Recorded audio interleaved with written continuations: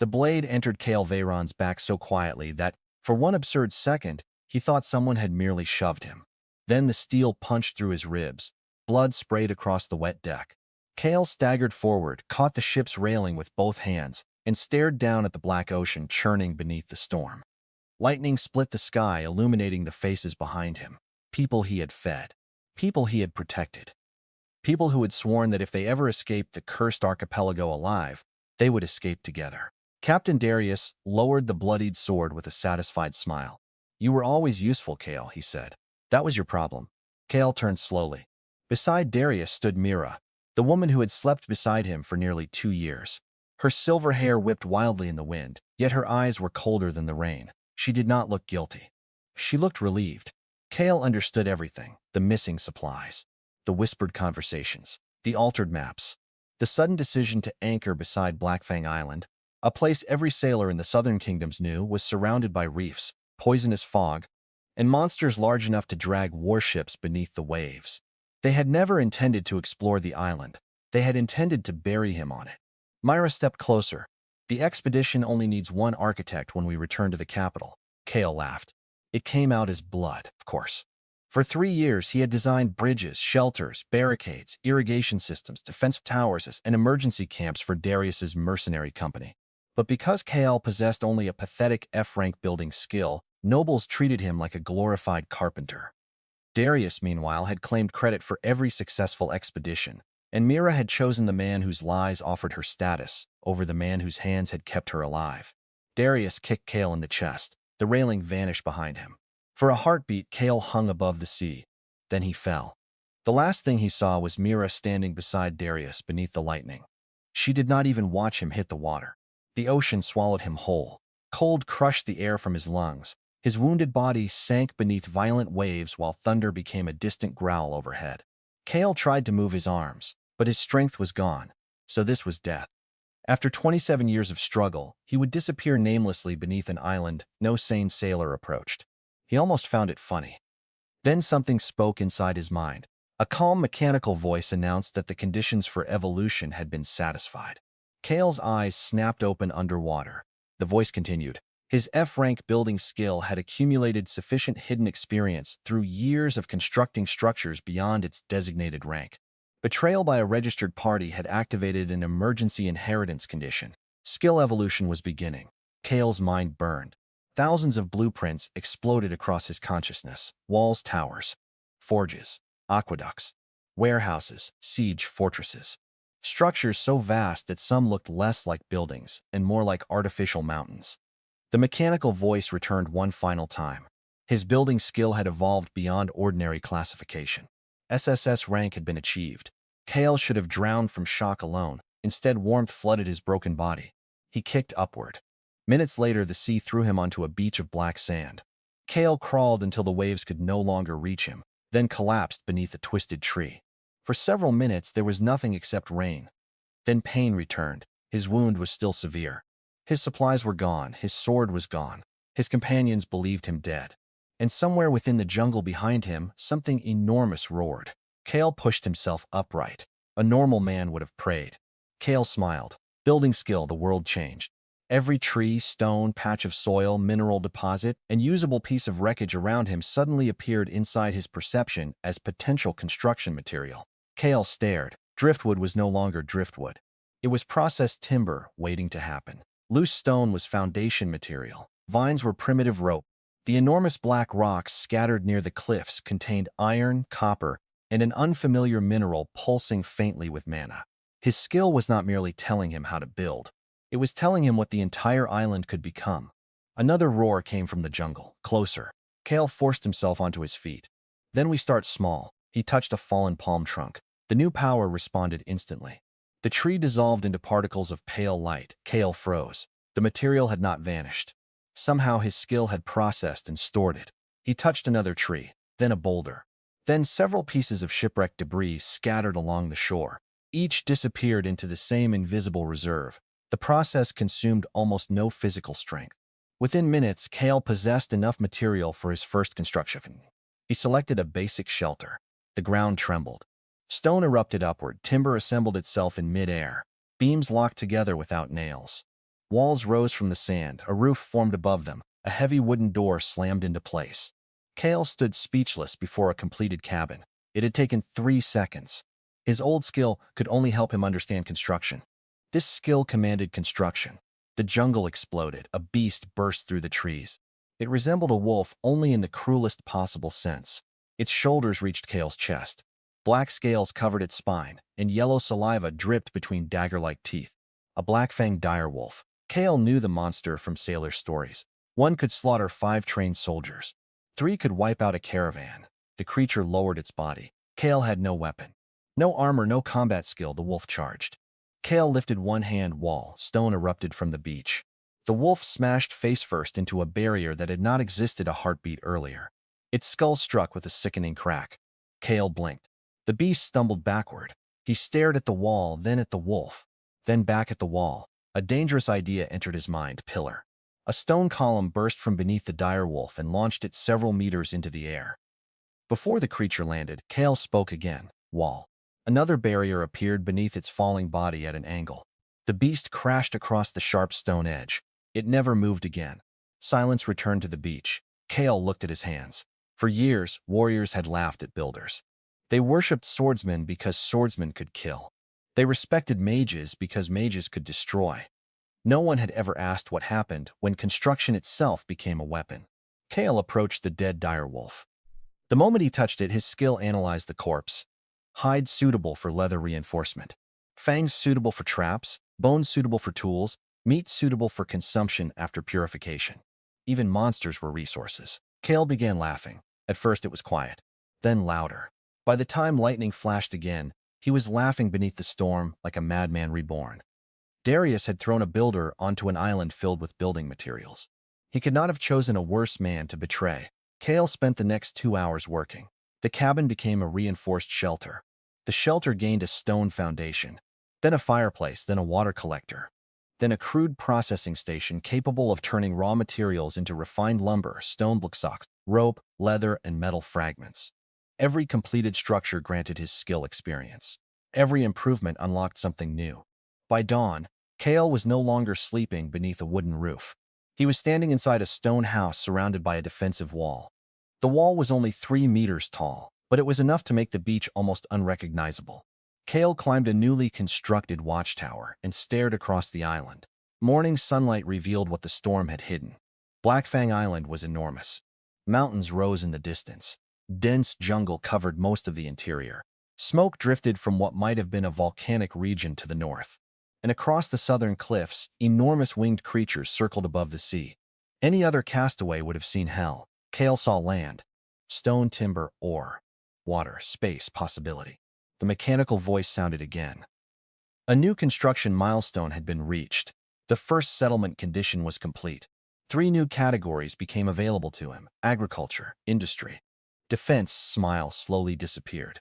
Defense contained dozens of structures: spike traps, guard towers, ballista platforms, reinforced gates, moats, fortified walls, and one locked blueprint sitting far beyond the others. A citadel core. Kael focused on it. The requirements were absurd: thousands of units of stone, processed iron, a functioning water source, a food supply, a forge, residential capacity, multiple defensive towers, and enough territory under his control to establish what the skill called a sovereign construction zone. Kael stared at the requirements for a long time. Then he whispered, "You're telling me I can build a city?" The skill offered no emotional response. It simply displayed the next evolution route inside his mind. A settlement could become an outpost. An outpost could become a stronghold. A stronghold could become a fortress. And a fortress, if developed far enough, could become something described only as an eternal bastion. Kael turned toward the ocean. Somewhere beyond the horizon, Darius and Mira were probably celebrating. They believed the worthless F-rank builder was dead. They would return to the capital. They would claim the expedition's discoveries. They would tell people Kael had been killed by the storm. Perhaps Mira would shed a beautiful tear at his funeral. Kael almost wanted to see it, but revenge could wait. The island had secrets, and Kael suddenly suspected Blackfang Island was not deserted at all. From his watchtower, he had noticed something deep within the jungle. A perfectly straight line of stone. Nature did not create straight walls. Someone had built there before him. Kael descended from the tower, constructed a stone spear, and stepped through his gate. He followed the strange structure for nearly an hour until the jungle opened into an ancient clearing. Ruined columns stood beneath enormous trees. Broken statues stared blindly from the vines. At the center lay a staircase descending into the earth. Kael approached cautiously. His building skill reacted before he reached the first step. A violent pulse struck his mind. The entire ruin illuminated within his perception. Not as debris, not as history, as a damaged structure. And damaged structures could be repaired. Kael touched the nearest broken pillar. Information flooded through him. This was no abandoned temple. It was the outer entrance to something called the First Architect's Vault, a structure created by an extinct civilization more than 3,000 years ago.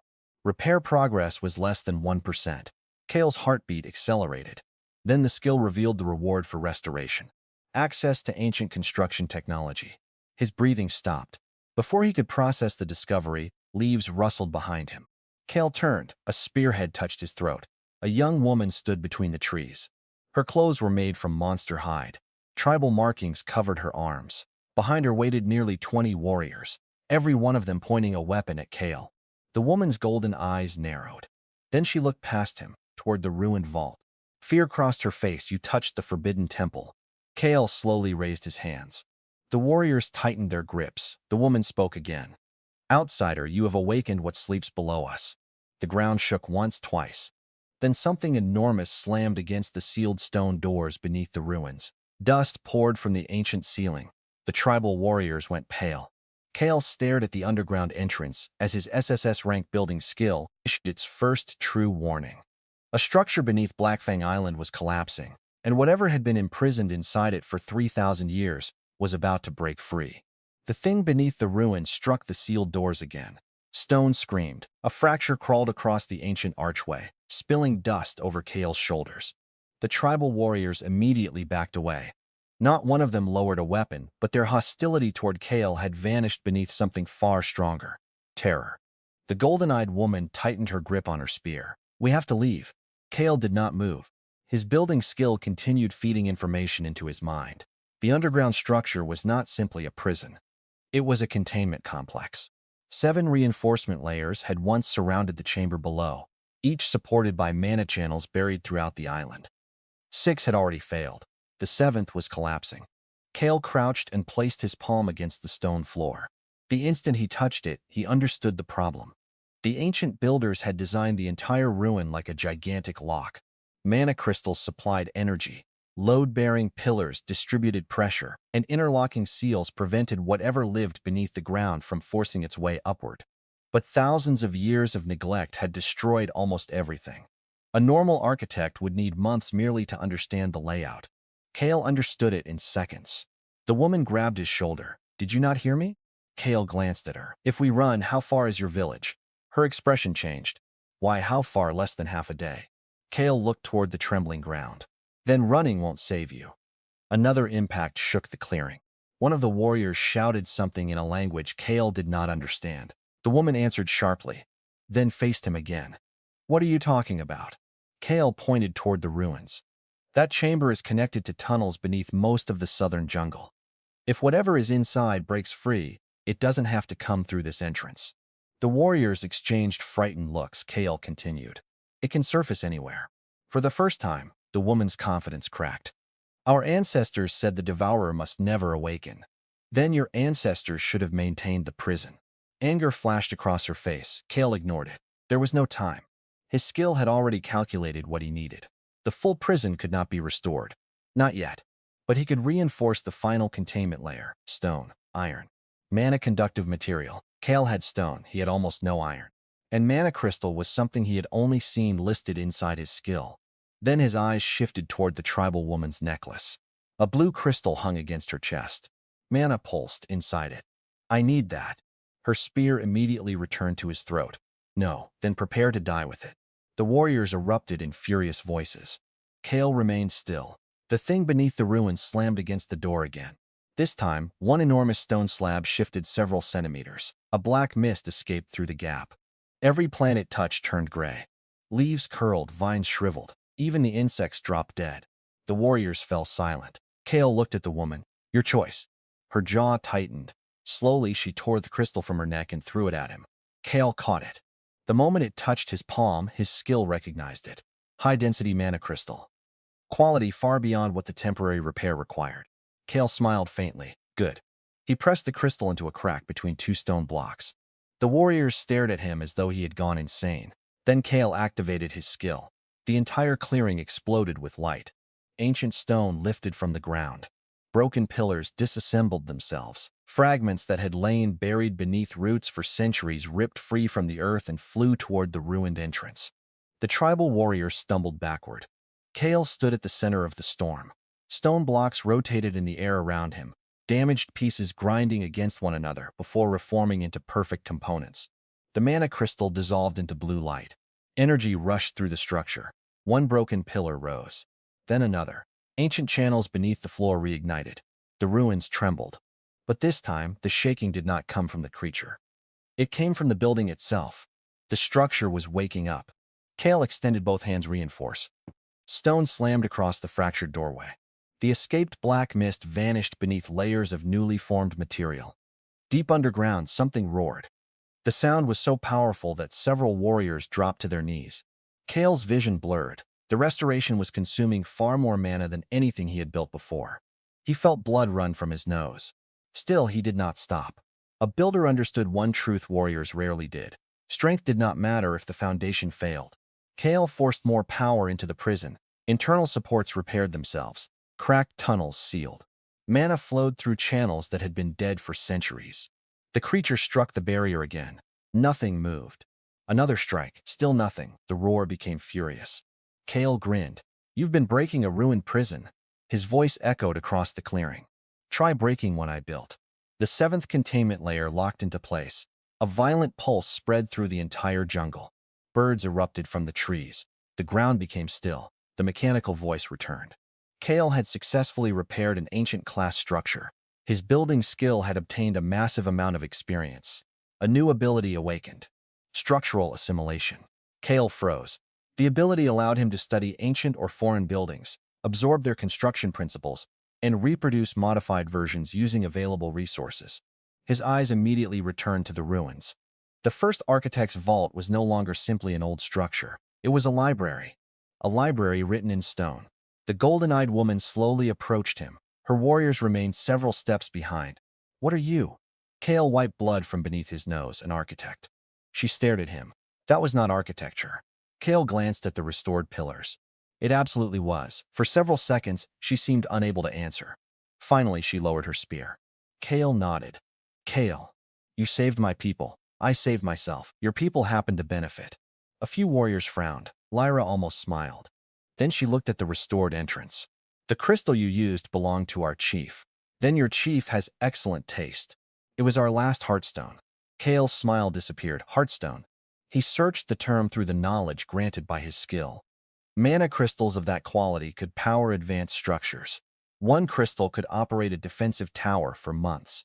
A dozen could sustain an entire fortified settlement. Kael turned toward Lyra. Where did you get it? Her expression immediately became guarded. You ask too many questions. I just spent it keeping your entire tribe alive. That does not make our secrets yours. Kael shrugged. Fair. Then he began walking toward the center of the ruins. Lyra followed. Where are you going? To collect my payment. Her warriors raised their weapons again. Kael did not even look back. The structure recognized my restoration. I earned access. That was only partially true. The vault had not opened. But structural assimilation had revealed a damaged secondary chamber beneath the eastern wall. Kael placed his palm against a cracked column. The stone dissolved. A narrow staircase appeared. Lyra stared. Our people have guarded this place for generations. And nobody found this? No. Kael entered. The passage descended into darkness.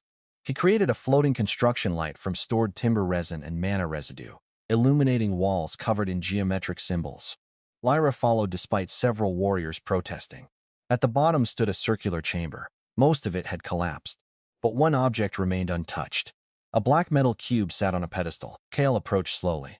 His skill reacted with such force that pain shot through his skull. Unknown construction artifact detected. Architect authority required. Kael placed his hand on the cube. Nothing happened. Then blood from the wound in his palm touched the metal. The cube opened. Golden light flooded the chamber. Blueprints poured into Kael's mind. Not dozens, hundreds. Blast-resistant walls. Mana furnaces, automated irrigation, underground storage. Healing stations, long-range defensive ballistae, advanced forges. Residential towers, barrier generators. And finally, one blueprint that made everything else seem insignificant. The architect's beacon. Its description was simple. Once constructed, it would permanently claim surrounding territory, amplify all construction speed, strengthen defensive structures, and allow Kael to detect every creature crossing the controlled zone. It was the foundation of a true fortress. Kael breathed slowly. This changed everything. He had planned to survive. Now he could conquer the island. Lyra stepped beside him. "What did you future?" She frowned. Kael turned toward her. "How many people are in your village? How many can fight?" 70. Food, her expression hardened. Why? Because the prison is temporarily stable, not repaired. Lyra went silent. Kael continued. The mana network beneath the island is dying. Other seals may be failing too. How long do we have? I don't know. That frightened her more than any dramatic answer could have. Kael walked back toward the stairs. But I can build something stronger than your village. Lyra followed. Our village has stood for 400 years. And how many walls does it have? Towers? 4 water source, a river. Protected? No. Food storage? 3 communal houses. Stone defenses? She stopped answering. Kael glanced over his shoulder. If that devourer escapes, your village dies. Lyra's eyes narrowed. You think we should abandon our home? No. Kael smiled. I think we should rebuild it. By sunset, the entire tribe had gathered outside Kael's beach settlement.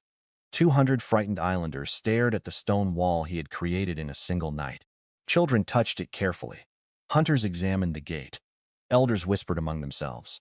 Kael stood on the watchtower while Lyra translated. He did not promise safety. He did not promise miracles. He told them the truth. The island was changing. Ancient prisons were weakening.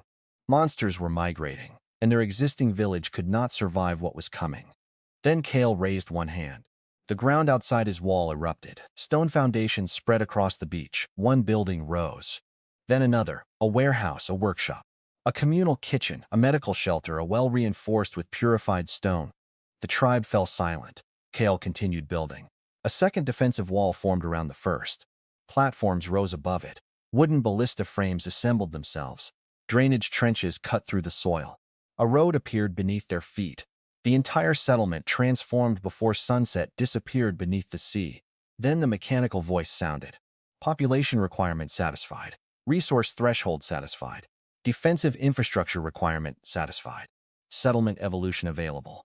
Kael looked toward the center of the beach. One final option appeared in his mind. He selected it. The earth shook. A massive foundation emerged. Stone rose higher than any structure he had built before. 10 meters, 15, 20. A central keep took shape above the settlement, surrounded by 4 towers. The tribe stared upward in stunned silence. Kael stood beneath it, his clothes still torn from the betrayal that should have killed him. Yesterday, he had been an expendable F-rank builder. Today, more than 200 people were standing inside walls, he commanded. And far beyond the island, a merchant vessel was approaching through the morning mist. At its mast flew the crimson banner of Captain Darius. Kael stared at the ship. Then he smiled. His traders had returned, and this time they were sailing directly toward his fortress. Fantiptio, Chatu Darius Nge, Hede Hanva Faudai Zome Vamat. The crimson banner came closer with every passing minute. Kael stood on the highest tower of his unfinished keep, one hand resting on the cold stone battlement as the merchant vessel cut through the morning mist. He recognized the ship immediately. The Crimson Gull. Darius had stolen it 3 years ago from a pirate captain, and later paid enough witnesses to make the theft sound like a heroic naval victory. Kael had repaired its hull twice. He had redesigned its cargo hold. He had personally reinforced the mast after a hurricane nearly tore it apart. Now that same ship was sailing toward the island where its captain had left him to die. Lyra climbed the stairs behind him. You know them.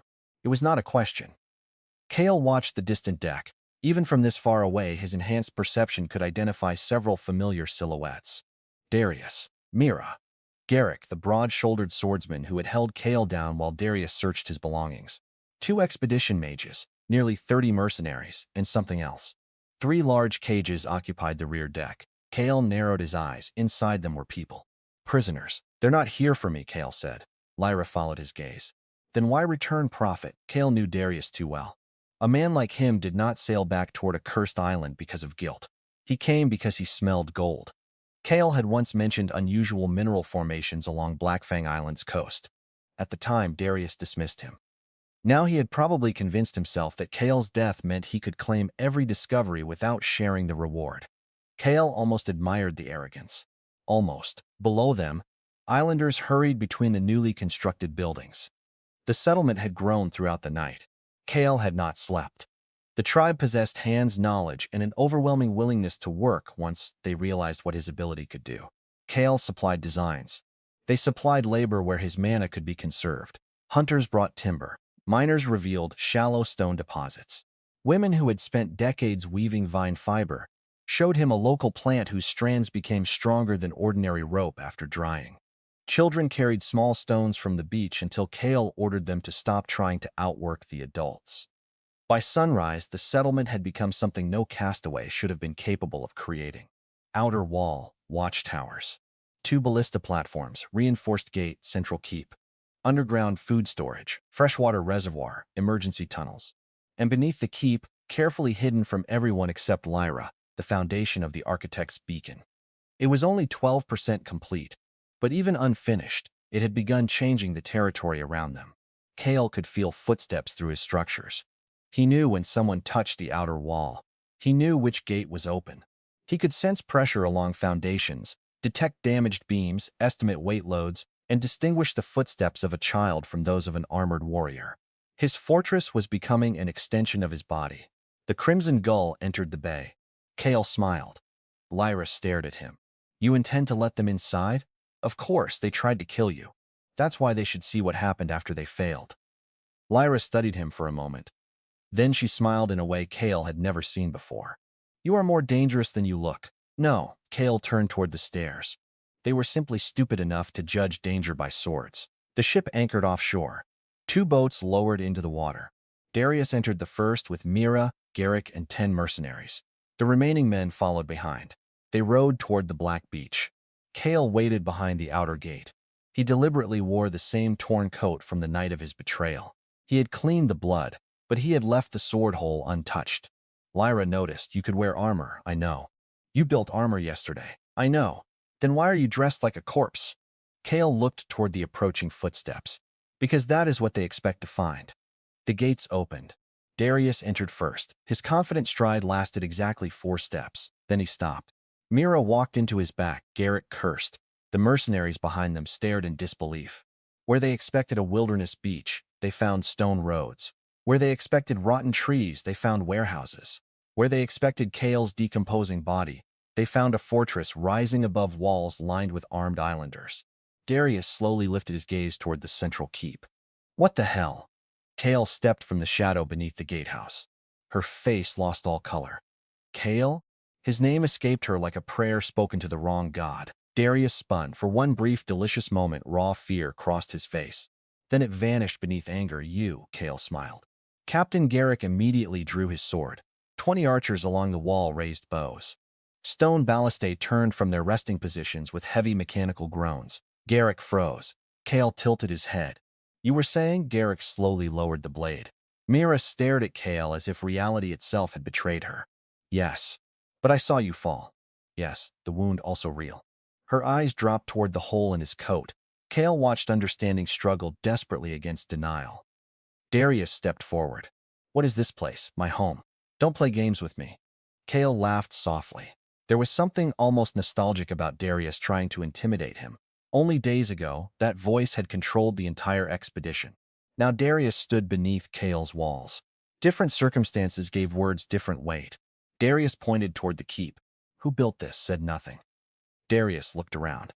His eyes moved across the towers, the roads, the gates. The perfectly fitted stone. Then back to Kael. No. Mira whispered the word. No, that's impossible. Kael smiled at her. You always said my skill was useless. Mira's lips parted. Darius's expression changed. Not fear, not regret.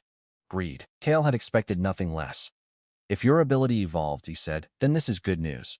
Lyra, standing behind Kael, looked genuinely confused. Darius continued. Our expedition charter states that all discoveries and gains obtained during the mission belong to the Crimson Fang Company. Kael almost laughed. The audacity was magnificent. Darius spread his arms toward the fortress. Therefore, this settlement and everything inside it legally belongs to me. Silence. One of Lyra's warriors muttered something. Another snorted. Kael stared at Darius. You stabbed me. A disciplinary incident. You threw me into the ocean. You fell. You told everyone I was dead. We had no evidence you survived. Garrick began grinning again. The old hierarchy was returning inside his mind. Paper contracts. Titles, civilized law. These were weapons, Darius understood. He believed the fortress changed nothing, because somewhere in the capital, a nobleman had stamped wax onto a document. Kael nodded slowly. That's your position? It is the law. Darius stepped closer. You've done impressive work, Kael. I'm willing to overlook your insubordination. Hand over control of the settlement, explain your evolved skill, and return with us. Mira finally found her voice. We can fix this. Kael looked at her. She stepped forward cautiously. Kael, what happened on the ship was wrong. Darius's jaw tightened. Mira ignored him. We were frightened. Darius said there wasn't enough food. He said the crew would mutiny if we didn't reduce numbers. Kael stared at her. You helped steal my supplies before stabbing me. Tears appeared instantly. They were convincing. Mira had always been talented. I was afraid. You kissed him 10 minutes after I went overboard. Her tears stopped. Darius glanced at her. I was underwater, Mira. Not blind. Her expression hardened. There she was, the real woman beneath the trembling voice. Kael stepped closer. You didn't betray me because you were afraid. His voice remained calm. You betrayed me because you thought I was worthless. Mira said nothing. That part hurt more than the sword. For half a second, something almost resembling shame appeared in her eyes. Then Darius interrupted. Enough. He moved toward Kael. I'm taking command. Kael looked past him toward the gate. Close it. The giant stone doors slammed shut. Every mercenary turned. Darius stopped. Kael's smile disappeared. You misunderstood something. The ballistae rotated. Stone grinding against stone echoed across the courtyard. You came here thinking this was an expedition camp. Kael raised one hand. A section of courtyard floor opened. Metal-tipped spikes rose slowly from beneath the stone, surrounding Darius's men without touching them. Several mercenaries dropped their weapons immediately. Kael continued. This is not a camp. Another gesture, the walls above them shifted. Hidden firing slits opened. Archers appeared behind each one. This is sovereign territory. Darius's confidence finally cracked. You wouldn't dare. Kael walked until less than a meter separated them. 3 nights ago, you put a sword through my back. His voice became almost gentle. Why do men like you always assume mercy belongs only to the people you betray? Darius grabbed his sword. He was fast. Kael knew exactly how fast. He had watched the man fight hundreds of times. The blade left its sheath. Kael did not move. A stone pillar erupted beneath Darius's wrist. Bone cracked. The sword flew upward. Darius screamed. Before the weapon hit the ground, another stone block slammed into the back of his knees. He collapsed. Garrick charged. Kael flicked 2 fingers. The courtyard opened beneath Garrick's feet. He dropped waist-deep into a narrow stone trap. The opening snapped shut around him. Garrick roared and swung his sword wildly. Kael walked past him. Still laughing at builders? Garrick cursed. The stone around his body tightened by a few centimeters. His face went white. Kael stopped beside Mira. She had not moved. What do you want? Kael looked at her. For years I wanted respect. He glanced toward Darius, who was clutching his broken wrist. Then I wanted revenge. His eyes lifted toward the fortress. Kael smiled. I've discovered both are very small ambitions. He turned toward the prisoners still trapped aboard the Crimson Gull. Why are there cages on your ship? Darius said nothing. Kael created a stone spike beside his face. It stopped a finger's width from his eye. Darius answered immediately. Slaves. The courtyard became silent. Lyra's expression turned murderous. Kael stared at Darius. Explain. We bought him in Port Callan. Why? Darius swallowed. For mining. Kael's eyes narrowed. Of course. Darius had returned expecting to extract whatever valuable ore existed on Blackfang Island, and instead of paying workers, he had bought desperate people from traffickers. Something cold settled inside Kael. He had wanted humiliation. Now humiliation felt insufficient. Bring them ashore. Darius blinked. What, the prisoners? They belong to the company. Kael looked toward the nearest ballista. Darius corrected himself. They belong to the company. Kael nodded. Better. Within an hour, 27 prisoners stood inside the fortress, men, women. Most were exhausted. Several bore old wounds. 1 man had mining experience. 2 women were herbalists. 4 men had worked as blacksmiths. Another prisoner was an engineer from the northern kingdoms who had been sold after failing to repay a merchant debt. Kael understood immediately what Darius had accidentally delivered. Not slaves. Skills, knowledge, manpower. The mechanical voice echoed through his mind. Settlement population had increased. 3 specialized professions had been acquired. Industrial development conditions had been satisfied. New structures became available. Advanced forge, metal refinery, engineering workshop. Kael almost smiled. Darius had returned to steal his island and had brought exactly the people Kael needed to develop it. Then the voice continued. A second notification followed. A sufficient number of hostile outsiders had entered claimed territory. Defensive sovereignty had been recognized. The architect's beacon could now be accelerated through conquest resources. Kael's gaze shifted toward the Crimson Gull. A ship was a structure. His skill had never said buildings had to remain on land. Kael walked toward the beach. Darius, now bound, shouted behind him, "What are you doing?" Kael reached the water. He placed one hand against the Crimson Gull's hull. His building skill exploded with information. Hull condition, timber composition, internal compartments, weaknesses, cargo capacity, structural modifications. Kael smiled. Then a new blueprint appeared. Fortress-class patrol vessel. Darius screamed from the courtyard. No! The Crimson Gull dissolved into golden particles. Mast disappeared, deck vanished. Hull collapsed into light. Every nail, beam, rope, metal plate, and sail entered Kael's material reserve. Darius stared at the empty sea. Years of wealth had disappeared in seconds. Kael turned toward him. "You said everything obtained during the expedition belonged to the expedition." Darius's face twisted. Kael smiled. "So thank you for the materials." The islanders began laughing. Even several former prisoners joined them. Darius lowered his head. For the first time in Kael's memory, Captain Darius had nothing to say. Then the ground trembled. Kael's smile vanished. This shaking was different. It came from the north. Birds exploded from the jungle. A distant column of black smoke rose above the trees. Lyra ran toward the wall. That came from Mount Varen. Kael's building skill suddenly flooded his mind with warnings. Multiple underground structures had failed simultaneously. Ancient mana channels were collapsing. Something was moving beneath the island. Not one creature. Hundreds. Then the newly repaired prison in the jungle sent him a final structural signal.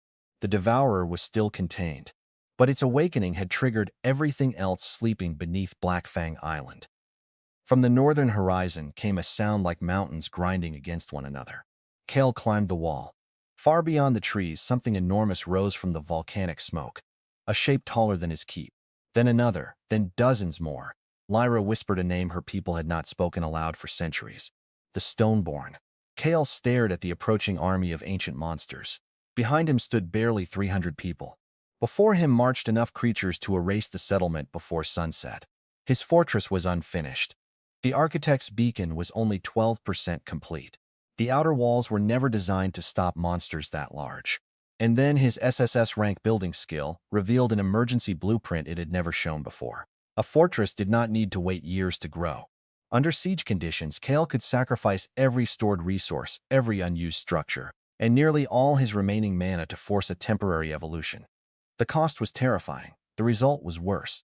Because if he activated it, the entire settlement would either evolve into a true military fortress before the Stoneborn arrived, or collapse under its own weight and bury everyone inside. Kael looked at the approaching army, then at the people waiting behind his walls. For the first time since waking on Blackfang Island, his hands trembled. He had only 1 hour to build something capable of defeating an army. Betmun Fun Sao Tianvei Siege Cook Kong Fortress Evolution, hike a high 1 hour. That was all Kael had. Beyond the northern jungle, the Stoneborn advanced with the slow certainty of an avalanche. They were not animals. They were walking siege engines.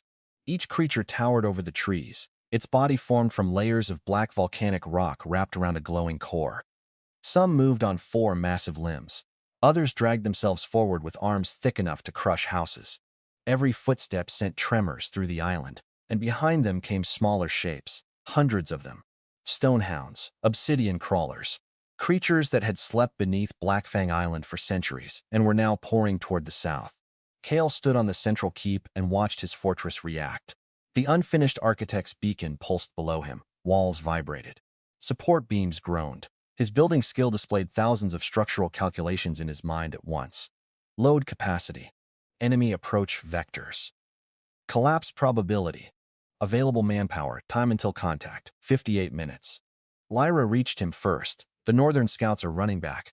How many stoneborn? Too many. She swallowed. 32 large ones, perhaps 400 smaller creatures. Kael closed his eyes. 32. His current ballistae might injure one, maybe two. The walls could survive several direct impacts, but not a sustained assault. If the smaller creatures reached the settlement while the larger stoneborn broke the defenses, everyone inside would be slaughtered. Kael opened his eyes. Evacuate every child and every non-combatant into the underground storage chambers. Lyra nodded immediately. Food? 3 days minimum. Water, fill every reservoir. She turned to leave Lyra. She stopped.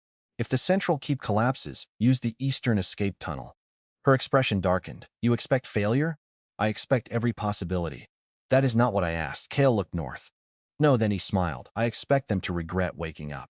The mechanical voice inside his mind repeated the emergency option. Forced fortress, evolution. Requirements could be bypassed by sacrificing stored resources and dismantling non-essential structures. Failure probability remained dangerously high. Kael ignored the warning. Begin. The fortress screamed. Every person inside the walls froze. Kael's storage reserve emptied instantly. Timber vanished, stone vanished, iron vanished. Monster bone, hide, resin, rope, broken weapons, unused furniture, spare tools, even sections of unfinished housing dissolved into streams of golden light. The light raced through the roads toward the architect's beacon. Then Kael pointed toward the outer settlement. Dismantle everything outside the second wall. Warehouses disappeared, temporary huts vanished. Abandoned scaffolding broke apart into particles. The first watchtower collapsed inward without touching the ground, its materials absorbed before they struck the earth. The islanders stared in horror.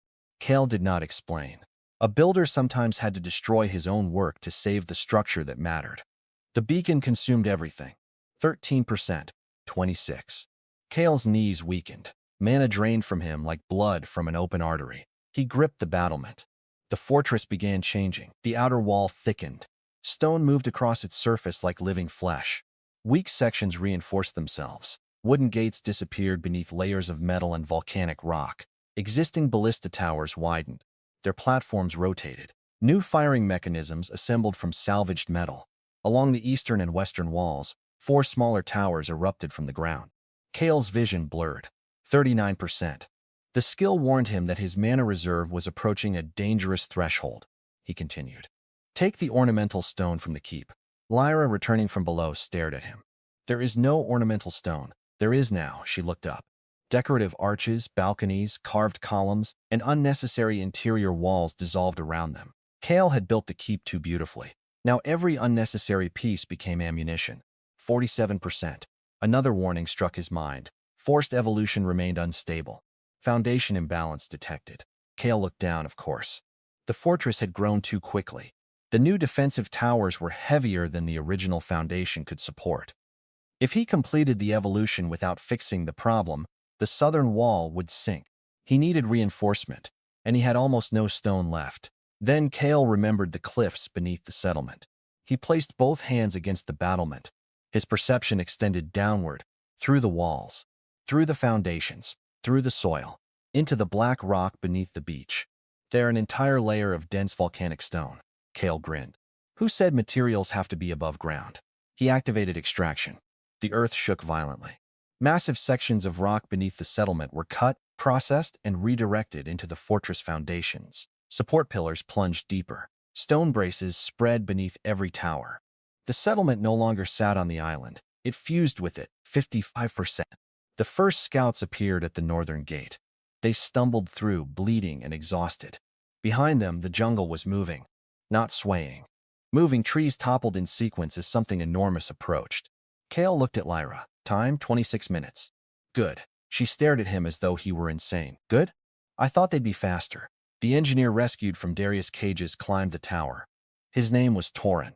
He had spent 12 years designing defensive bridges for the northern kingdoms before debt collectors sold him into slavery. Now he carried 3 pieces of charcoal, several scraps of leather, and an expression of complete disbelief.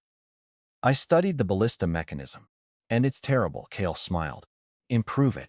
Torin blinked. You want me to redesign a siege weapon in 20 minutes? No, Kael pointed toward the 2 largest towers. I want you to tell me what's wrong. I'll redesign it. Torrens stared at him for several seconds. Then he began speaking. The torsion arms are too narrow. The release angle is inefficient. Your bolt guides are made for wooden shafts, but if those creatures are stone, wood is useless. Kael processed every word. His structural assimilation ability responded. The existing design shattered inside his mind and rebuilt itself. What would you use instead? Too little. Stone? Too brittle. Torren looked toward the dead direwolf bones stored beside the workshop. Kael's eyes narrowed. Dense. Flexible, mana-conductive. Perfect. Lyra, she already understood. Hunters. Within minutes, every stored monster bone in the settlement reached the towers. Kael processed them. Long, pale bolts formed. Their tips were reinforced with iron. Then he carved spiral channels into each shaft. Torren stared. What are those? Stability grooves. That won't do much. Normally, Kael pressed his hand against the bolt. Mana flowed into the channels. The weapon hummed. Torren stopped speaking. Kael loaded the first bolt into the rebuilt ballista.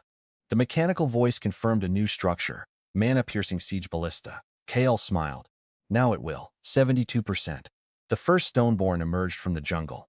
It was larger than Kael expected. Nearly 15 meters tall. Its head resembled a crude crown of obsidian spikes. Molten orange light burned through cracks in its chest. Behind it came another. Then 5 more. The islanders on the wall went silent. Kael heard someone praying. Lyra raised her spear.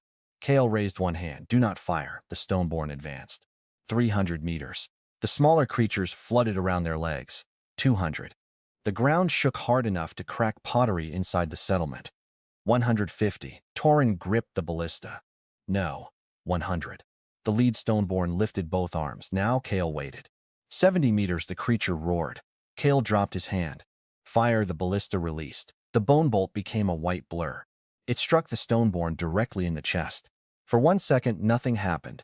Then the spiral mana channels ignited. The bolt drilled through volcanic stone. The glowing core shattered. The Stoneborn froze. Its entire body cracked. Then 15 meters of monster collapsed backward and crushed dozens of smaller creatures beneath it. The defenders erupted. Kael did not celebrate. Reload. A second bolt launched. Another Stoneborn lost its shoulder. A third shot pierced a knee. The creature fell forward. Lyra's archers immediately concentrated fire on the exposed core. Kael watched. Stone armor protected the core. Damaged the joints. Destroy the center. Simple. War became architecture once you understood where the structure failed. Target legs, Kael shouted. The islanders changed tactics. Ballista bolts struck knees. Archers fired into cracks. Hunters dropped stones from the wall. The first wave died before reaching the gate. Then the second wave arrived. 4 Stoneborn charged simultaneously.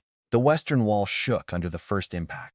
Kael felt every crack. Section 7, stone shifted automatically.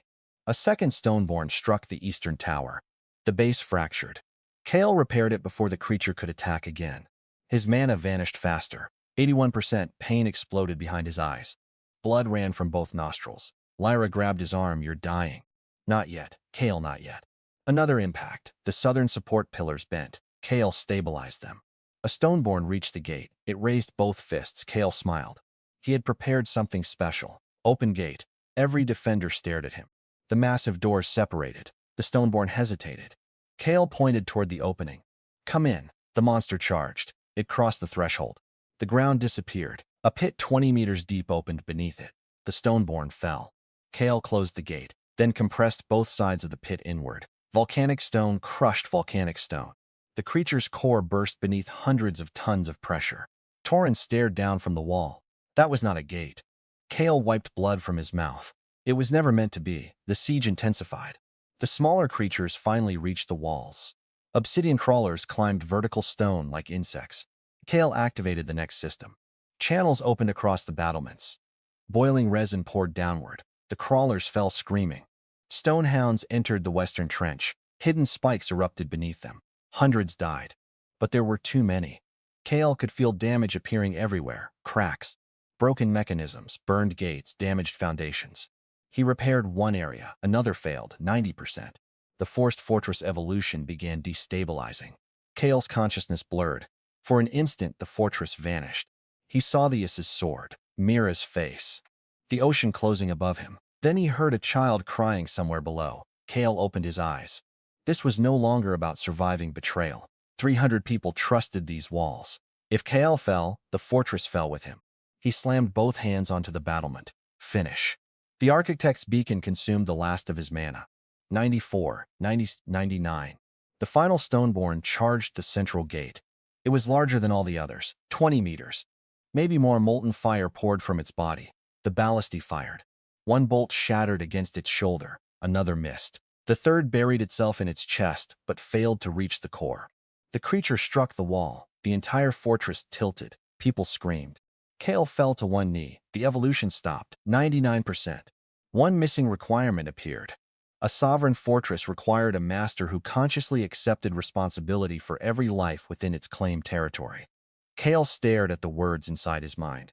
Not ownership, responsibility. That was the difference. Darius had commanded people because he wanted obedience. Kael had built walls because he wanted them to live. He placed his bloodied palm against the stone. I accept. The world exploded. White light covered Blackfang Island. The architect's beacon completed. 100%. The fortress awakened. Walls doubled in height. Towers expanded. Metal reinforcement spread through stone. Mana channels ignited beneath every road. 6 new ballista platforms rose from the battlements. The central gate became a slab of black reinforced alloy. An enormous barrier of translucent light spread over the settlement. The giant Stoneborn struck it. The creature bounced backward. Silence lasted half a heartbeat. Then every siege weapon rotated toward it. Kael slowly stood. His eyes reflected the light of the completed fortress. Fire. 8 ballistae released simultaneously. The Stoneborn disappeared beneath a storm of mana-charged bolts. Its armor shattered. Its core cracked. A final bolt pierced through the center. The giant collapsed. The remaining monsters stopped. For the first time, the creatures looked afraid. Kael raised one hand toward the jungle. The fortress gates opened. Lyra stared at him. What are you doing? Kael smiled. They attacked my walls. Beyond the gate, newly constructed stone cavalry platforms emerged from the ground. Armored island warriors stepped forward. Kael's fortress had survived its first siege. Now it was time to teach Blackfang Island who owned the battlefield. Funtiptheo Chantmort, Chinfat Quivet, Manhwa Bimut Kodi, Hey Darius Van Boitlen Hai. The gates of Blackfang Fortress opened. For several breaths, no one moved. The surviving monsters had stopped at the edge of the ruined jungle, their instinct finally overcoming whatever ancient force had driven them south. Stonehounds paced between shattered trees. Obsidian crawlers clung to smoking trunks. Farther back, wounded Stoneborn dragged broken limbs through trenches of uprooted earth. They expected the humans to remain behind their walls. Kael had no intention of doing that. A fortress that only endured attacks eventually became a tomb. A true fortress controlled the land beyond its gates. Kael descended from the battlement. Every step hurt. His mana reserve was nearly empty. His muscles trembled from exhaustion, and dried blood covered the front of his torn coat. Lyra followed him into the courtyard, apparently determined to stop whatever insanity he intended next. You can barely stand. I noticed the monsters are retreating. I noticed that too. Then let them stop. No. Lyra's expression hardened. We survived. That is enough. For today, he looked toward the jungle. Tomorrow they return. Or something worse does. The completed architect's beacon pulsed beneath the central keep. Its influence now extended several hundred meters beyond the fortress walls. Within that territory, Kael could sense almost everything. Movement, weight, structural weaknesses, subterranean cavities. Even the remains of destroyed Stoneborn registered as enormous concentrations of usable mineral.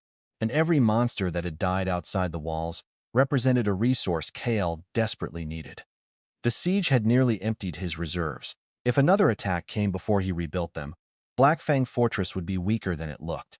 Kael turned toward the warriors gathering behind him. We are not chasing them because I want revenge. Lyra lifted an eyebrow. Not entirely. A few exhausted defenders laughed. Kael pointed toward the field littered with monster corpses. We're collecting materials. Torrin stared at him. You want to dismantle those things? Kael smiled. They're made of stone, metal, and mana crystal. Understanding appeared across the engineer's face. Then disbelief. You're going to recycle the army that attacked us, exactly. The first destroyed Stoneborn vanished beneath Kael's hand. Its enormous body broke into streams of golden particles. The result nearly made him forget his exhaustion. Dense volcanic stone, obsidian, high-grade iron deposits. And at the center, fragments of a mana core. The mechanical voice confirmed that Stoneborn material possessed exceptional compatibility with defensive construction. Kael's smile widened. One dead monster contained more useful material than several days of quarrying. Yes? Change of plan, she sighed. You have another terrible idea. We're definitely chasing them. By midday, the expedition moved north. Kael did not ride at the front. He could barely walk, so Lyra forced him onto a crude camel-drawn platform despite his protests. The warriors found this deeply amusing. Kael ignored them. Every few hundred meters, he placed small stone markers linked to the architect's beacon. The structures were simple, barely waist-high. But once connected, they expanded his controlled territory, like stepping stones through the jungle. The skill called them claim pillars. Each one allowed Kael to sense nearby movement and use construction abilities within a limited radius. He quickly understood their strategic value. A normal army conquered territory with soldiers. Kael conquered it with infrastructure. The retreating monsters left an easy trail: broken trees, crushed vegetation, black blood, fragments of obsidian. But the deeper the group traveled, the stranger the island became. Ancient stone roads appeared beneath roots, collapsed bridges crossed ravines, half-buried towers leaned against enormous trees. Every ruin reacted to Kael's structural assimilation ability. This island had once been developed, not merely inhabited. Developed. Road networks connected districts. Aqueducts carried water between mountains. Underground tunnels linked distant facilities. Blackfang Island had been the center of something enormous. Then Kael found the first battlefield. Dozens of stone-born corpses lay inside a valley. Not the ones his people had killed. These had been dead for centuries. Some were split apart by weapons larger than ships. Others had been fused into glass by unimaginable heat. At the center stood the remains of a colossal wall. Kael touched it. The world vanished. For a heartbeat, he saw another age. An army of stoneborn, thousands towers firing beams of blue light. Flying structures crossing the sky. Humans wearing black armor standing atop walls that stretched between mountains, and behind them something enormous descending from the clouds. Then the vision ended. Kael pulled his hand away. Lyra caught him before he fell. What happened? Kael stared at the ruined wall. This island wasn't built to keep people out. He looked north. It was built to keep something in. Lyra's face changed. The Devourer? The answer came instinctively. The prison he had repaired was too small. Important, certainly. Dangerous, absolutely. But not large enough to justify the ruins now spread across the entire island. Whatever ancient civilization had lived here had transformed Blackfang Island into one gigantic defensive complex. The Devourer had been one prisoner. Perhaps one weapon. Perhaps one failed experiment. But something else had required mountains to become walls. Kael placed another claim pillar. The structure activated. His perception spread through the valley. Then something unexpected appeared. Human movement, 23 individuals. 300 meters northeast. Kael immediately raised one hand. The warrior stopped. Lyra crouched beside him. Monsters, people. Her eyes narrowed. I don't know. They advanced carefully. The jungle eventually opened around a hidden settlement. Kael stared. Stone houses had been built beneath enormous roots. Camouflage nets covered roofs. A narrow stream flowed through the center. Dozens of people stood behind barricades, holding bows. They looked human, but their clothing was different from Lyra's tribe. Dark gray cloth, metal armor. Several carried weapons forged from stone-born fragments. A man with a scar across his face stepped forward. Stop, Lyra whispered. Kael glanced at her. Friends? No, enemies, usually. That sounds inconvenient. The scarred man recognized Lyra. His expression immediately became hostile. Several bows rose. Lyra's warriors raised weapons. Kael closed his eyes briefly. He had survived a sea storm, ancient prisons, a monster siege. He had absolutely no patience for tribal politics. He stepped between both groups. Everyone shouted at once. Kael slammed his palm against the ground. A stone wall erupted between the two sides. Silence. Kael looked first at Lyra, then at the scarred man. If either side fires an arrow before I finish speaking, I will build separate cages for all of you. The scarman stared at the newly formed wall. Who are you? That tells me nothing. I build things. Lyra coughed suspiciously. Kael ignored her. The scarred man's eyes moved over Kael's torn coat. You are the outsider. News traveled quickly. Kael nodded. You know about me? We saw your fortress from the western ridge. Murmurs spread through the Ashen clan, the man continued. We also saw the light when the Stoneborn attacked. Kael's expression sharpened. You knew they were coming? The man's face darkened. We knew something had awakened. Why? Instead of answering, the man glanced toward the north. Kael followed his gaze. Beyond the hidden settlement stood a mountain shaped like a broken spear. Black smoke escaped from cracks near its summit. The Stoneborn came from beneath that mountain, the man said. We have guarded its lower passages for generations. Lyra stepped forward. You never told us. The scarred man laughed bitterly. And the Sun Tribe told us about the prison beneath your sacred ruins? Neither answered. Kael suddenly understood the island's problem. Each surviving tribe possessed fragments of ancient knowledge. Each guarded its own ruins. Each believed secrecy protected them. Meanwhile, the systems those ancestors had entrusted to them were collapsing one by one. How many clans are on this island? Kael asked. The scarred man hesitated. Fyra looked surprised. 5. You thought only 3 survived? Silence followed. Kael rubbed his forehead. Wonderful. Hundreds of years trapped on the same island. And somehow these people had managed to lose track of one another. Population? The scarred man narrowed his eyes. Why? Kael looked at Lyra. She smiled. I asked him the same thing, the man reluctantly answered. 176. 62. A pause. 7. Miners? 20. Kael immediately looked toward the settlement's tools. Better metalwork than the Sun Tribe. Much better. Then he saw stacked stoneborn fragments beside a forge. You've been processing their bodies. The man's expression changed. Yes. Show minutes later, Kael stood inside the Ashen clan's workshop. Their forge was primitive by mainland standards. But the metal lying on the anvil was extraordinary. A dark alloy created by mixing ordinary iron with powdered stoneborn core. Kael touched it. His skill reacted violently. Mana reactive fortress alloy, superior durability. High resistance to heat. Excellent conductivity. Suitable for barrier infrastructure. Suitable for advanced siege weapons. Suitable for citadel core construction. Kael went still. Citadel core. The structure that had once seemed impossibly distant. One of its rarest material requirements was sitting in stacks around this village. The scarred man watched him carefully. Can you use it? Kael smiled. How attached are you to this village? The man's hand moved toward his weapon. Lyra laughed. He did the same thing to us. Kael walked outside. You have maybe weeks before this region becomes uninhabitable. The scarred man followed. You cannot know that. Kael placed his palm against one of the ancient stones beneath the settlement. Information flooded him. Subterranean pressure, mana flow, collapsed tunnels, and something enormous moving beneath Mount Varen. Kael's expression changed. Not sleeping, moving, descending.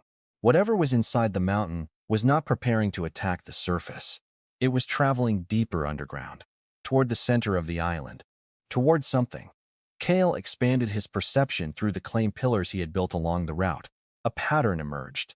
The repaired prison, the stoneborn tunnels, ancient aqueducts, abandoned fortifications, all connected.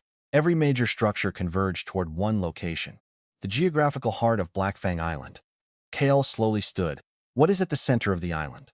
Lyra answered first. No one goes there. The scarred man nodded. The dead city. Kael looked between them. City? Neither had ever mentioned a city. The Ashen leader spoke quietly. Our legends say the first people of the island lived there. What happened? They disappeared in one night. Kael felt the architect's beacon pulse far to the south. Then every claim pillar he had planted activated simultaneously. A signal traveled through the ancient underground network. Not from Kael. From the island itself, one pulse, then another. Like a heartbeat. The ruins around them illuminated. Thin lines of blue light spread across stones that had been dark for thousands of years. The Ashen clan fell silent. Kael's building skill reacted. An ancient construction network had recognized an active architect authority. A dormant pathway was opening. Coordinates appeared inside Kael's mind, the dead city. And beneath it, a structure so massive that his skill could not calculate its full dimensions. For the first time since awakening his SSS-rank ability, Kael encountered something his building skill could not immediately analyze. Only one name appeared, the World Foundation. Then a second message followed. Architect authority recognized. Emergency succession protocol initiated. Time remaining until catastrophic structural failure was estimated at 30 days. Kael stared toward the center of the island. 30 days. He had thought he was building a fortress to survive monsters. He had been wrong. Blackfang Island itself was a structure, and the entire structure was dying. 30 days. The number followed Kael all the way back to Blackfang Fortress. 30 days until catastrophic structural failure. Not 30 days until another monster attack. Not 30 days until a prison opened. 30 days until whatever ancient mechanism held Blackfang Island together finally collapsed. Kael spent the return journey studying every ruined bridge, buried foundation, and abandoned mana conduit they passed. Now that the World Foundation had recognized his authority, the island revealed more of itself. Blackfang was not merely land. Beneath the mountains lay artificial support chambers larger than cities. Mana channels threaded through the earth like veins. Volcanic pressure was redirected through ancient shafts. Underground rivers had been deliberately carved to cool enormous machines. Even the reefs surrounding the island formed part of the design. Someone had engineered an entire island into a fortress, and somehow Kael had inherited responsibility for repairing it. By the time the expedition reached the southern settlement, night had fallen. The fortress gates opened automatically. Children ran toward returning hunters. Workers carried stone-born fragments into storage. Torches burned along the walls. For a brief moment, Kael looked at everything they had built and understood the cruelty of the situation. 3 days ago, this place had been an empty beach. Now people called it home, and unless he solved a mystery thousands of years old, that home would be destroyed. Darius was waiting in the courtyard, bound, angry. Kael had almost forgotten him. Mira sat nearby under guard. Garrick remained imprisoned inside a stone restraint, though someone had apparently given him water. Kael walked past them.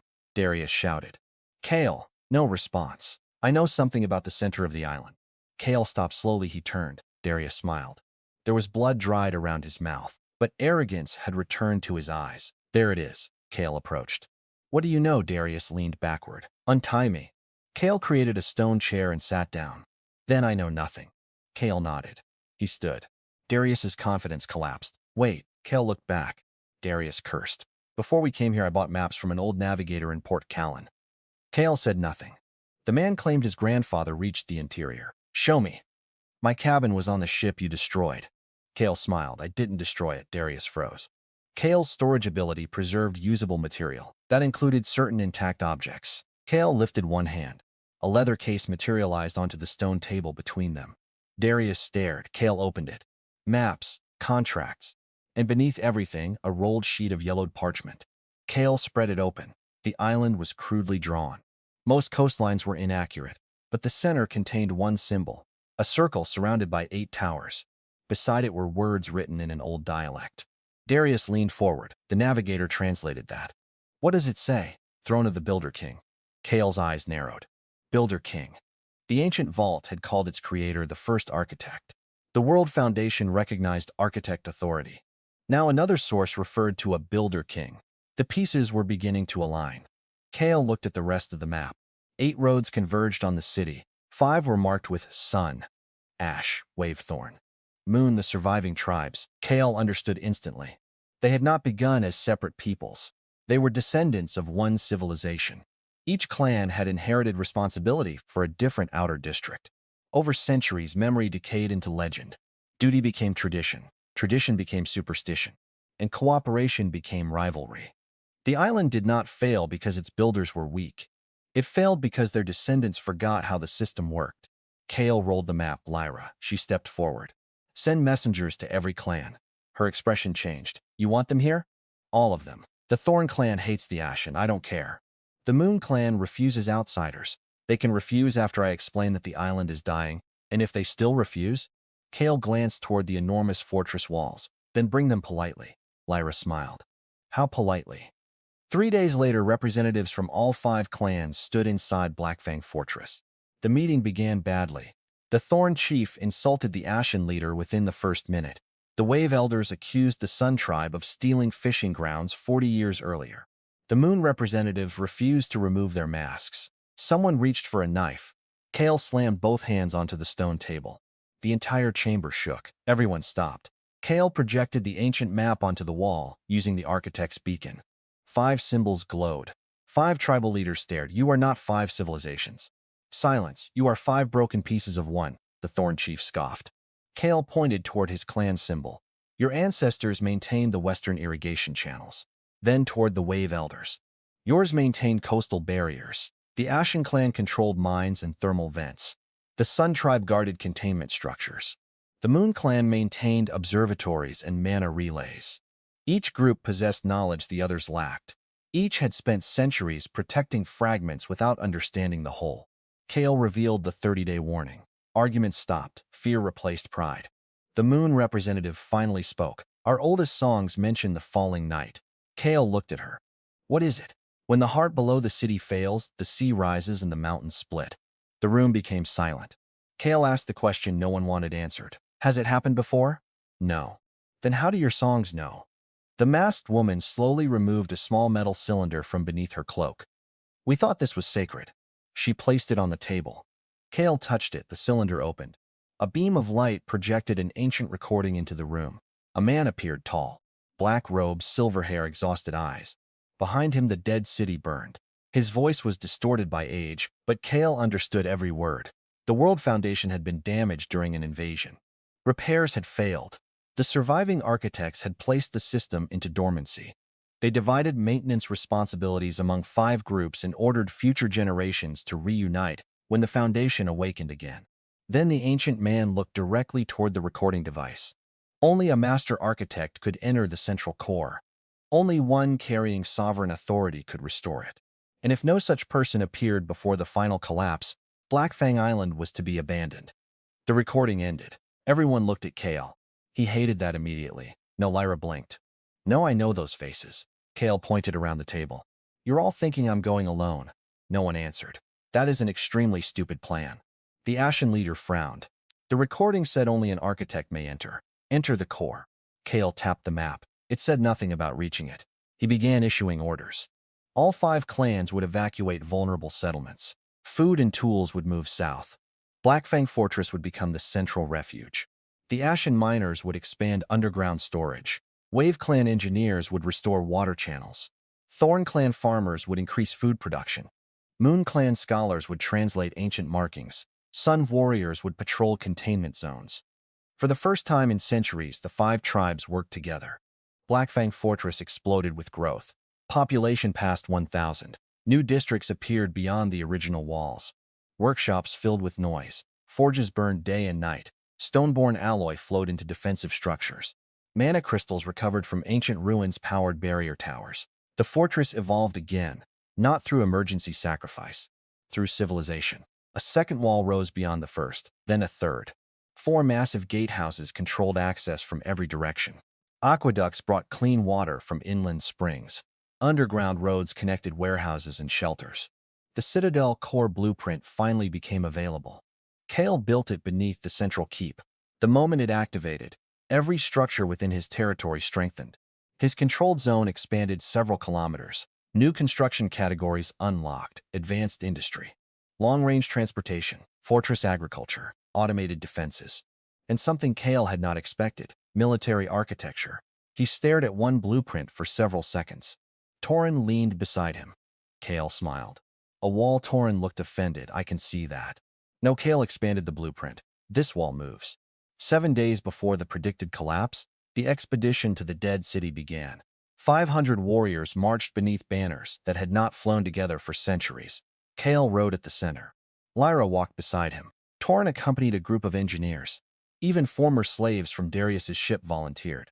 Behind the army moved Kael's newest creation. Portable fortress segments. Massive stone platforms crawled forward on mana-powered mechanisms. Each carried ballistae, supplies, shields, and construction materials. Whenever the army stopped, the platforms linked together. Within minutes, they became defensive walls. Torin had named them crawling bastions. Kael hated the name. Everyone else loved it. The route toward the dead city was worse than expected. Ancient defensive systems awakened against them. Stone guardians emerged from mountains. Mana storms swept across valleys. Twice the expedition crossed bridges collapsing over volcanic chasms. Kael rebuilt both while people were still crossing. On the 4th day, they reached the inner basin. Everyone stopped. The dead city lay below. It was enormous. Black towers filled the crater. Some had collapsed. Others still reached hundreds of meters into the sky. Circular roads spread outward like rings. At the center stood a structure larger than Kael's entire fortress.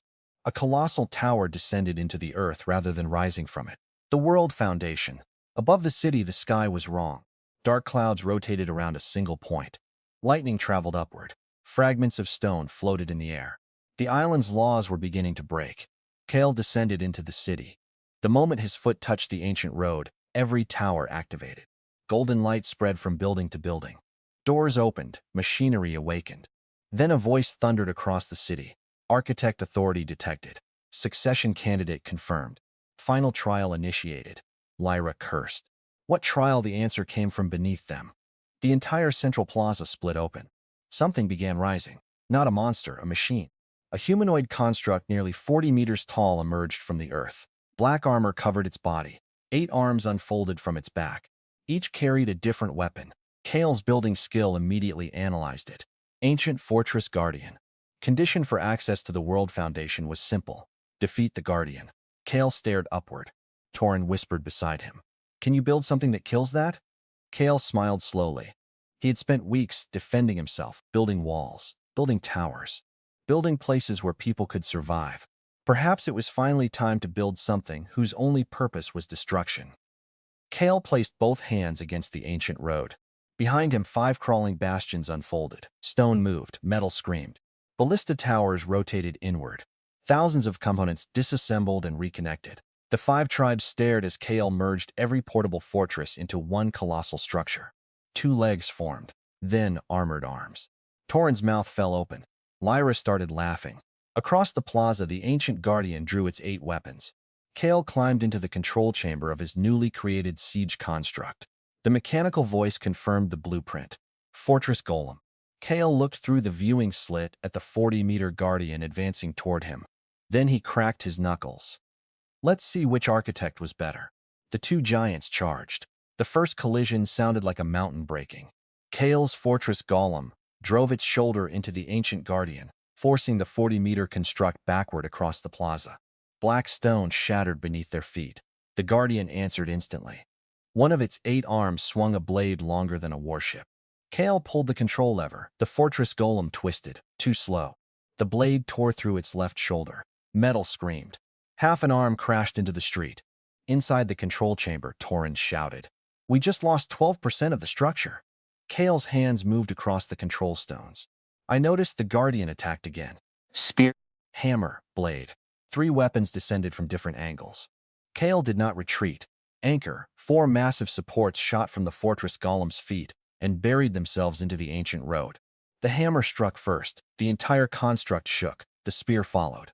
Kael rotated the torso, allowing layers of sacrificial armor to absorb the impact. Then came the blade, exactly as he expected. Release Section 4. A huge piece of damaged chest armor detached. The Guardian's sword passed through empty space. Kael smiled now. The Fortress Golem's remaining fist transformed. Stone plates separated. A mana-powered battering ram extended from its forearm. It punched directly into the Guardian's chest. The impact launched the ancient machine across the plaza. 5 tribal armies roared from the surrounding streets. The Guardian rose. Not a single visible crack remained. Torin stopped cheering. That seems unfair. Kael stared. Structural regeneration. Of course. An ancient machine designed to test architects would not lose to brute force. This was not a battle of strength. It was an examination. Kael closed his eyes. His building skill expanded through the plaza. He stopped looking at the Guardian as an enemy. He looked at it as a structure: load paths, mana conduits, joint rotation, core repair systems. Then he saw it. Every time the Guardian regenerated, energies traveled through the plaza beneath its feet. It was not repairing itself. The city was repairing it. Kael laughed. Torin stared at him. We're losing an arm every 30 seconds. Why are you laughing? Because we've been fighting the wrong thing. Kael opened the control chamber. Lyra shouted from below. What are you doing? That sentence makes no sense. It will. Kael jumped. A stone platform formed beneath his feet and carried him safely toward the street. The Fortress Golem remained behind. The Guardian charged toward it. Kael pressed both hands against the ancient road. Structural assimilation. The dead city answered. Information detonated through his consciousness. The plaza. Its mana lines. Control junctions. Emergency systems. Thousands of years of architecture poured into his mind. Kael screamed. Blood ran from his ears. The Guardian raised its hammer. Kael found the connection. One tiny junction buried 40 meters below. He smiled through the pain. Disconnect. The road cracked. The Guardian froze. Its hammer stopped halfway through the swing. Then the Fortress Golem punched it in the face. The ancient construct staggered. No regeneration followed. Torin understood. Oh, Kael pointed upward. Break it. The 5 clans attacked. Ballistae fired from every crawling bastion component, still attached to the fortress golem. Moon Clan mages targeted exposed mana conduits. Ashen warriors hurled explosive mineral charges into damaged joints. Wave Clan archers fired cables around its legs. Thorn fighters pulled. Sun warriors climbed the fallen construct like ants attacking a giant. Lyra reached its chest first. She drove her spear into a fracture. Kael, he understood. The Kael lifted one hand. Every surviving siege weapon rotated. Fire. The plaza turned white. When the light faded, the ancient guardian was kneeling. Cracks spread across its body. Its 8 weapons fell one by one. Then the giant lowered its head toward Kael. A voice echoed through the city. Trial completed, Master Architect recognized. The guardian collapsed into a dormant kneeling position. The central tower opened. Kael did not celebrate. The island trembled beneath him. 3 days remained. He entered the World Foundation alone. The doorway sealed behind him. Then the floor descended, 100 meters. 500. 1,000. Kael passed chambers larger than castles. Gears rotated in darkness. Mana rivers flowed through transparent channels. Massive supports disappeared into distances his eyes could not measure. And deeper still, he finally understood why Blackfang Island existed. It was not a prison, it was a plug. Beneath the island lay a wound in the world. A fracture where raw mana from something beyond reality leaked into the ocean. 3,000 years earlier, the first architects had built Blackfang directly over it. The Stoneborn were maintenance constructs corrupted by unstable mana. The Devourer was another guardian that had gone mad. The World Foundation's purpose was simple. Contain the fracture, convert its energy, keep the surrounding world alive. And it was failing. Kael reached the core. He had expected a machine. Instead, he found a city-sized chamber surrounding a sphere of darkness. Lightning crawled across its surface. Ancient towers pointed inward, barely holding it closed. One tower failed as Kael watched. The sphere expanded, the entire island shook. The mechanical voice inside his mind delivered the truth. Repair was impossible. Too much damage. Too little time. The original system required materials no longer available anywhere on the island. Kael stood silently. For weeks, his ability had solved everything. Give him stone, and he made walls. Give him monsters, and he made weapons. Give him ruins, and he restored civilization. But this time, the blueprint demanded materials that did not exist. Kael stared into the fracture. Then he remembered Torin criticizing his ballista. The design had assumed wood. Torin had changed the material. The blueprint had not been sacred. Only the purpose mattered. Kael smiled. Who said I have to repair your foundation? The system paused. Kael opened every blueprint he had acquired. Citadel core, architect's beacon, mana furnace. Barrier generator, ancient containment structures, stoneborn cores. Fortress walls, claim pillars. The first architects had built one enormous machine. Kael would build something different. He would turn the entire island into the replacement. He activated sovereign authority. Across Blackfang, every structure he had built lit up. The fortress, claim pillars. Roads, crawling bastions. Watchtowers, citadel core, everything connected. Lyra saw the light reach the dead city. Torin saw walls begin shifting hundreds of kilometers south. Every clan watched ancient roads awaken. Kael issued one command: rebuild. Blackfang Island moved. Mountains became support pillars. Ancient tunnels became mana conduits. Stoneborn alloy flowed into collapsed channels.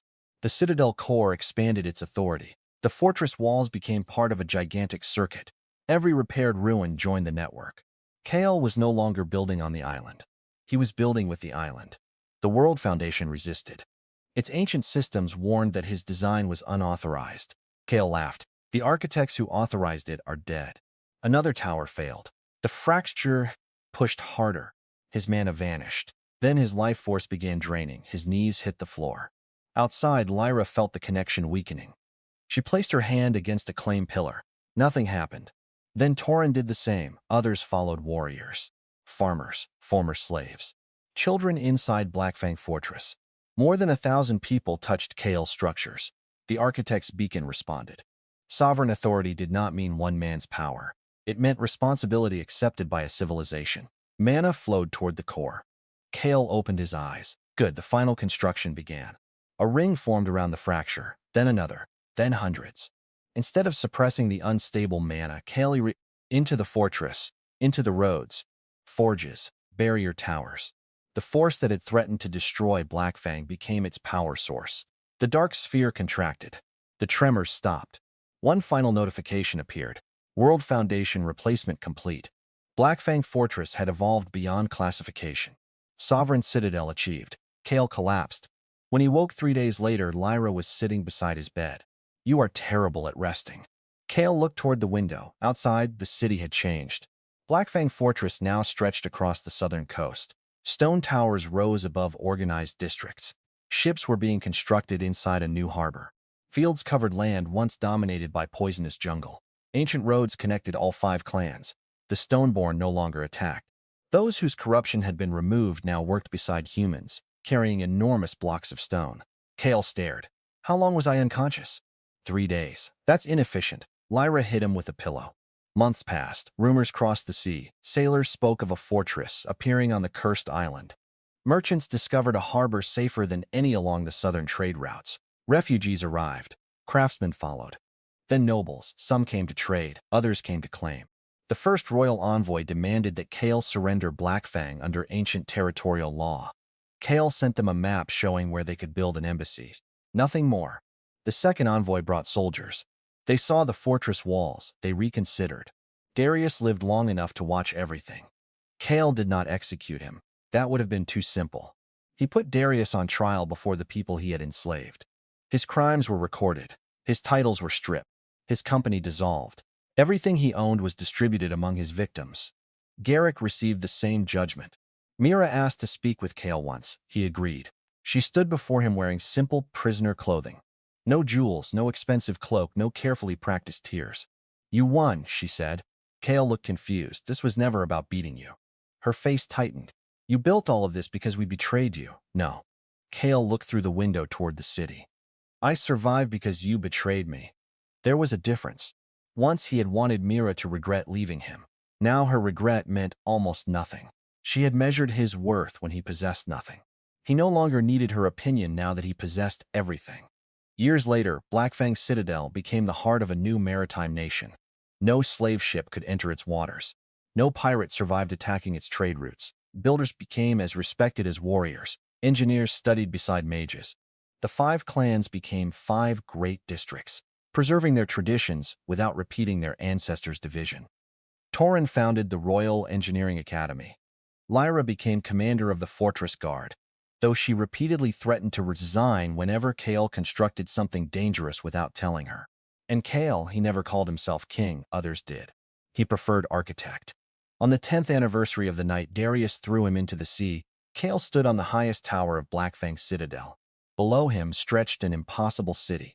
Harbors filled with ships, fields glowed beneath mana irrigation. Stoneborn workers moved across mountain roads. Barrier towers shone along the coastline. At the center, the architect's beacon pulsed like a second heart. Kael still kept the torn coat. It hung inside his private workshop. A hole remained where Darius's sword had pierced his back. Visitors sometimes asked why the ruler of the greatest fortress in the southern seas preserved such worthless clothing.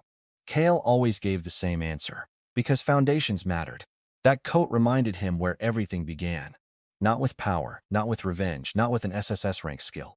With one moment when everyone who knew him looked at an ordinary builder and decided he had no value. They left him for dead on a deserted island.